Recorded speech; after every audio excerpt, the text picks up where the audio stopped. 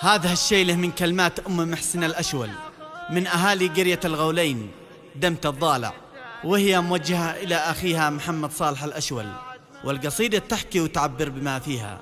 أداء الشاعر أبو رعد الجرادي. يا غبني ثلاثة غبون من بطل أخويا الحنون، من نسال دمع العيون ساعة ما لطمني وذام. يا غبني ويا حسرتي كيف هانت عليه عشرتي، ذي كنت احسبه دنيتي ظنيته جبل حيد صام. باسمك يا إلهي بدايت بالشكوى إليك اشتكيت، يا من فوق عرش اعتليت ووكلتك على من ظلام. يا رب السماء يا قدير قلبي بالمواجع ضرير، والأحزان فيني كثير إجاني الحزن من كل يوم.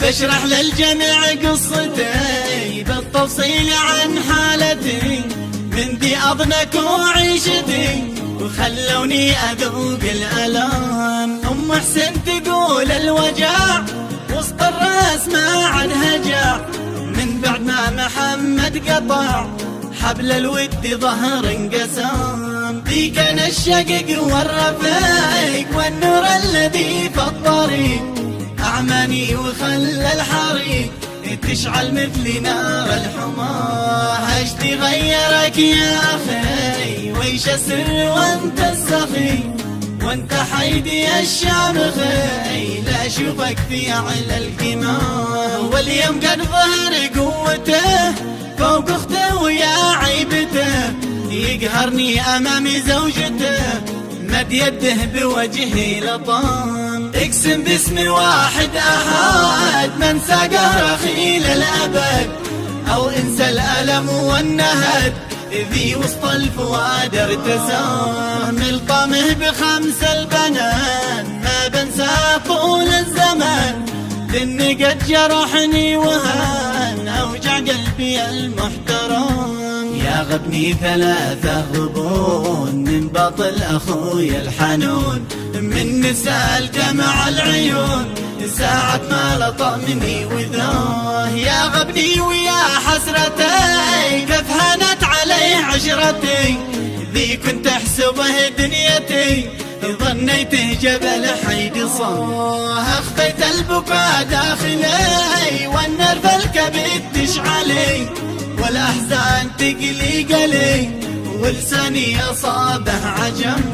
من أجل أصغر المشكلات كانت في سببها البنات، قام الأخ سوى الشمات بل ملطم فيني لطم. بعد المشكلة رحت لي من بيته إلى منزلي، مسكن جدنا الأولي ذي سقفه بدع بالهدم. دار الوالدين القديم ذي بسعد ساكن مقيم، رحب بي وقلبه رحيم يقابلني وفيها الكرم. وعبد خير رجال جايد يا ليت علاجه يفيد، وانا بيع دم الوريد لكن قد إلهي حكم. واولادي ثلاثة رجال هم لي دايما راس مال، فخريهم ونعم العيال شوفتهم فرج كل هم. محسن مثلي كنز الذهب أفخر فيه بين العرب، لا شفته تروح الكرب عن قلبي مع كل غم. عد موسى شديد الحماس معدن ما صدايم أساس، لا شفته ذهب كل ياس ونور البصر في الظلم. والثالث هو ابني عمار عندي مثل نور البصر، كنز الأرض مثل القمر نعمة مثل كل النعم. يا دهر البلاء والغوى قلبي والفؤاد اكتوى، ما حصلت حتى دواء يشفي علتي والألام. من رفعة محمد غثيت وتمنيت بدي ما حييت، حاولت انتسي ما نسيت، اقسم باسم ربي قسم. مرت من زماني شهور وشعوري بنفس الشعور، اتنسى كثير الامور واتندمت شد الندم. حتى يوم طلبته زلط قلت وهو يحس بالغلط، اخفى المال وسط الشنط وعدمها علي عدم.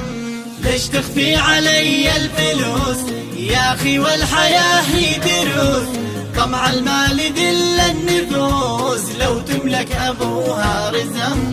وانت كنت يا اخي رحيم في بيتك ودارك كريم، حتى كان قلبك سليم تاريخك في اعلى رقم.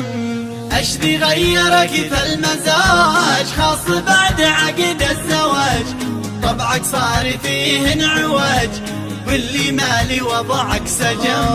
تجرح اختك الغالية فالاولى وفالتالية، يا اخي ذا الحياة فانية والمعروف بك الحكم. الله قال وصل الرحم طاعة من غنمها غنم، ووعد من قطعها ندم في نار اللظى والحطم. اختمها بذكر النبي طه احمد العربي، ذكره بالصلاة مطلبي خير الانبياء والعلم، ذكره بالصلاة مطلبي خير الانبياء والعلم.